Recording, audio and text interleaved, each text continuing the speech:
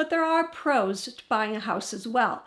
In many parts of the United States, it still makes sense to buy a house. 1. There are psychological advantages. You may be ready to buy a home because you want to be a homeowner. You may be ready to buy a home because you are ready to settle down. You may be ready to buy a home because you want a place to live in at that location for the next 5 years.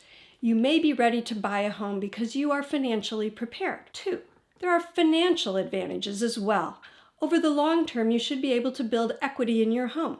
Monthly mortgage payments can act as a form of forced saving for some people who lack the discipline to save otherwise. You will also enjoy some tax deductions for mortgage interest and property taxes. Currently, you can deduct interest on a mortgage up to $750,000. You can deduct property taxes up to $10,000 annually.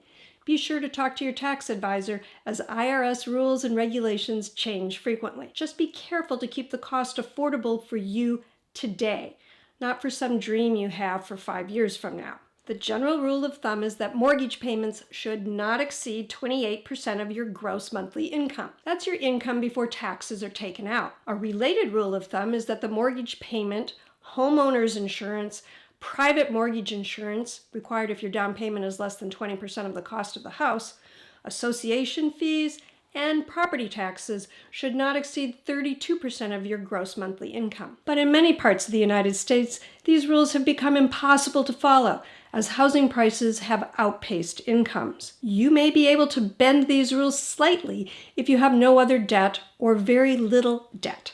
Some experts advise that your total debt payments, including your housing costs, your car loan payments, student loan payments, and your credit payments, should not exceed 40% of your gross monthly income. Even if you can afford a house, watch out for agents and lenders that may encourage you to buy the maximum amount of house for which you can qualify. This may not be in your best interest. These agents and lenders may prattle on about a house being an investment. That may be true over the long run, but the 2008 recession showed that isn't a reliable fact over the short run. Many people get into trouble when they stretch to buy a house, thinking they will cash out quickly for a quick profit.